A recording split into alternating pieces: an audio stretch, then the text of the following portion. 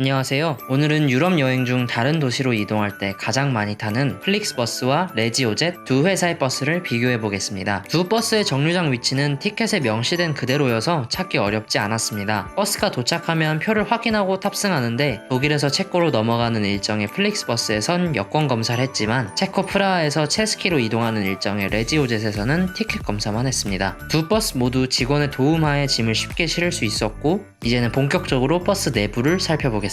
먼저 기본적인 버스 구조에서부터 차이가 있었습니다. 플릭스버스는 1층에 4인 테이블석을 포함해 높낮이가 다른 의자들이 있었는데 아마 노인이나 다리가 불편한 이를 배려한 것으로 보입니다. 플릭스버스의 2층이 국내 시외버스처럼 두 자리 배열이었습니다. 레지오젯의 버스는 복층이 아닌 단층이었지만 무조건 계단을 올라가야 했고 플릭스버스의 2층처럼 두 자리 배열이었습니다. 플릭스버스의 테이블석에 앉는 것이 가장 편했지만 추가 요금을 내고 좌석을 지정하지 않으면 탑승 당일에 테이블석에 앉는 것은 순전히 운빨이므로 선택은 여러분에게 맡기겠습니다. 좌석의 편안함이나 안정감은 비슷해서 편의성만 비교해보자면 플릭스버스보다 레지오젯이 조금 더 다채로운 편이었습니다. 레지오젯은 웰컴 드링크로 물이나 커피를 제공했으며 좌석 뒷부분에 모니터가 달려있어서 위치 파악, 영화 감상 등 비행기 모니터에서 볼 수 있는 서비스는 물론 값을 지불하고 먹거리를 살 수도 있었고 버스 내에 와이파이가 연결돼 있어서 간단한 검색까지 가능했습니다. 모니터보다 활용도가 높았던 것을 추려보자면 좌석 하단에 발받침대와 함께 전자기기를 충전할 수 있는 콘센트가 있었고 좌석 상단에는 접이식 테이블과 가방거리가 있어서 귀중품이 없어질까봐 불안해하지 않고 이동할 수 있었습니다. 또 좌석 위쪽으로 짐을 넣을 수 있는 공간이 따로 있어서 백팩을 굳이 안고 타지 않아도 되어 아주 편했습니다. 다만 플릭스버스도 콘센트, USB 포트, 접이식 테이블, 발받침대,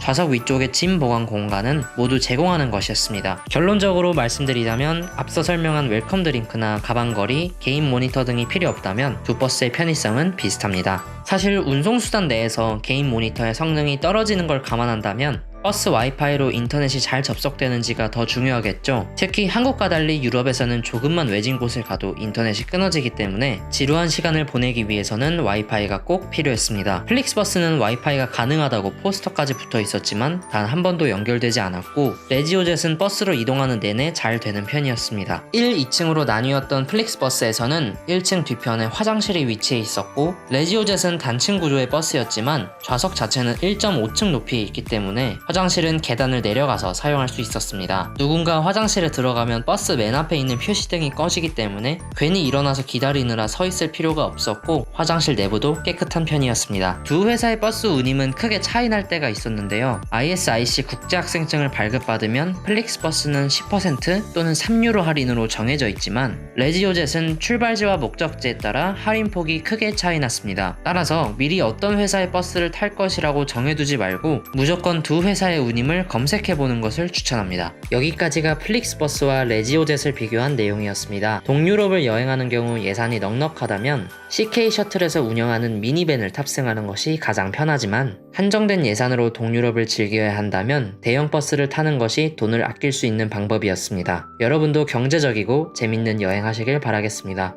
영상 시청해주셔서 감사합니다.